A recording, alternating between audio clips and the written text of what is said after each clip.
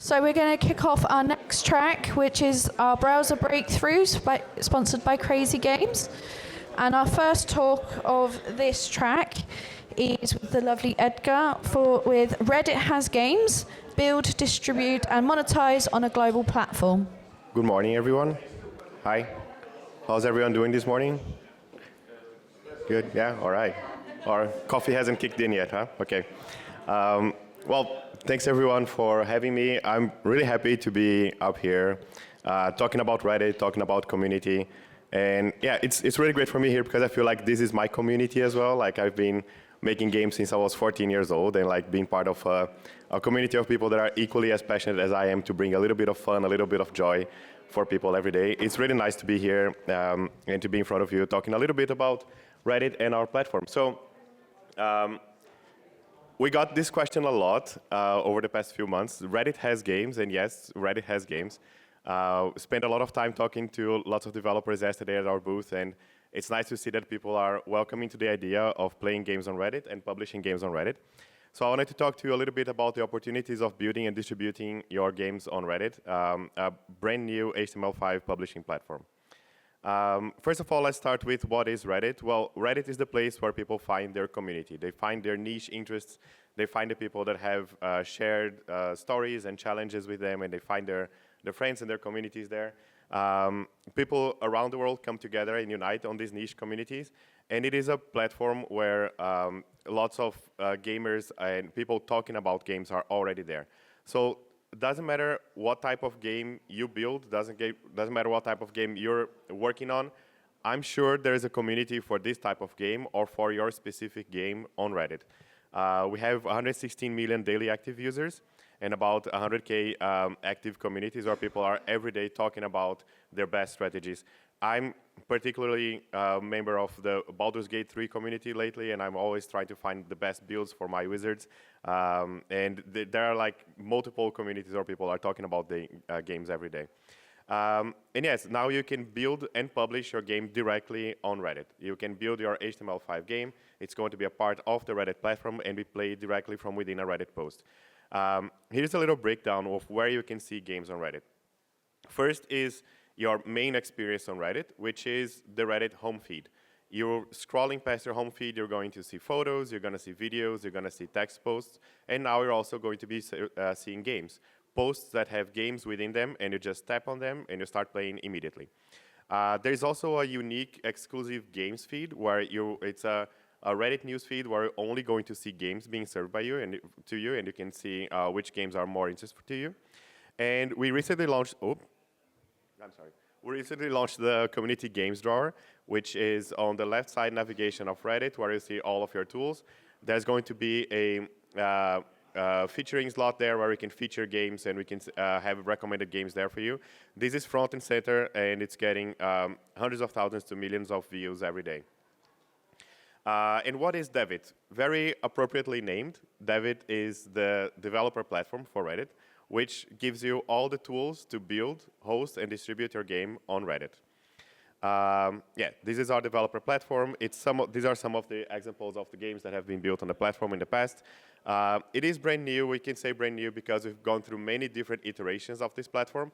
The current iteration, where it's a full stack web application that can be served within a Reddit post, is actually quite recent. It's only a few months old, and it's where we've seen the most growth of the platform. So what can you build? We've seen a lot of interest from the community and a lot of growth in the past for Reddit games. With daily games, think about daily puzzle games, daily challenges. People seem to be really interested in coming back to Reddit every day to see these daily games. Bite-sized arcade games like action games where you can have like people challenging each other for little challenges here and there, and mostly community-driven. Like I said, Reddit is where you go to find your communities. And when you build a community around the game, you're going to see, and I'm going to go deep into some examples here, people really build community around your game. They have like specific memes and specific languages around your specific game that you've built. And that's a behavior that it really encourages us about the match between games and Reddit. You can build with tons of HTML5 libraries. We have some templates. I'm going to go deeper into detail that later. And here are some of the platform features that we have. When you build with Devvit and you host your game on Reddit, we are going to host the game for you. The backend and the compute are all hosted by us on Reddit's globally distributed infrastructure. So if your game goes viral, you don't have to worry about added costs to handle and handle traffic and all the challenges that come with a game going viral. We're going to be handling the compute for you. We're going to host your database. It is cross-platform, so you build a game in HTML5. It's going to work across Reddit's Android, iOS, and web surfaces. And we're going to distribute your game. So across all of the services that I've showed before, the sidebar, the games feed, and the home feed, your game is going to be found by players wherever they are. Sorry, there was a missed slide there. So let me give some examples of user-generated content games. So this is one area that we see has a lot of success on Reddit games because people are creating their own experiences around the game. So one of the experiences I wanted to show is Honk. It's a game created by the user called u/JohnnyR. It's just like a twist on an old classic. We just tap to try to make the bird avoid some pipes. I'm going to avoid saying the name of the original game here. But the thing is, it's just a classic game. It's just a tapping game. You tap and you have a bird and you avoid the pipes. But what this user decided to do is like, instead of me just creating these levels every day, how about I add a level creator to my game and let the players create their own levels and build a community around these levels. So this led to really unexpected growth. While the developer was creating 1 or 2 levels a day, once they added the level builder into their game, there was like hundreds, sometimes thousands of levels being created every day. So they achieved a huge virality on Reddit by leaning into this community user-generated content. Because people are creating more content, more posts, and more comments around these user-generated levels, this allowed them to reach even more virality because it was picked up by the content feed algorithms. So by then, the developer had the effort to create the game, but this slide says 50% of the game created by the developer and 50% created by the community. Today, I think it's more like 70 or 80% of the game is created by the community. And the community creates some really crazy, delightful, joyful experiences. So one of the examples is this one user. This is not a game developer, right? It's just a user of Reddit that really likes Honk. And he went into the level creator of Honk, and he started creating these really crazy levels. Like, none of his levels are normal. The first one, you actually go backwards with your duck. The second one, you get to see what happens when you get swallowed by Kirby. And the third one, you're actually fleeing a exploding planet because Frieza decided that he doesn't like your planet. By the way, there's no image upload feature on the level editor of Honk, but you can place blocks as obstacles or decoration. So he was building these pictures block by block, pixel by pixel, just to add some delightful, joyful experiences in his levels. And as you can see, his levels are completely crazy and out of the blue. So one day he decided to create a level saying, one normal level, just for a change, just one normal level just today. And of course, when you click that level, you're actually stuck in a loop with Rick Astley dancing to Never Gonna Give You Up. And I think this, like, tricking people and pranking people into getting stuck with Rick Astley dancing to Never Gonna Give You Up is such a Reddit-y thing to do. I don't think there's anything more Reddit-y than that. And again, he created all of these frames from the music video, block by block, pixel by pixel, and that's a player. That's not the game developer. It's just someone who wanted to spend hours creating a delightful, surprise, pranky experience for the community. And I think that's something that's very unique to Reddit. It's the amount of time, the amount of care that people have to their community and how they want to create interesting content for the other players. Redonkulous is another example. It's a riddle-based game created by user Hammer Time Studio. They also created a level creator, which led to unexpected growth. Same story here. They were creating 1 or 2 daily riddles a day. Once they added the idea that users could also create their own riddles and share, now there's like hundreds of riddles being created every day. And he even created a browser for a hub, a riddle hub on his game, where you can see the top riddle creators and browse all of the riddles and kind of like give back to the community the recognition of creating all of these riddles. And you can see on the picture to the right, that there's people creating like hundreds of riddles, and the community itself has hundreds, sometimes thousands of riddles created every day. You can hear more from these developers in our developer blog. If you go to developers.reddit.com/blog, there are interviews with these developers and how they achieved growth and what they think about the platform, how they monetize their games, and about their whole experience developing from zero to viral growth on Reddit. Another really cool use case that we're seeing with Reddit games is daily puzzles. We're seeing a lot that people like to create, to play a challenging puzzle and know that there is a new puzzle waiting for them the next day. So think about New York Times, LinkedIn games. They want to have the next puzzle to challenge them and then challenge their friends to solve their puzzles, to solve it faster than their friends and have their daily puzzle there waiting for them.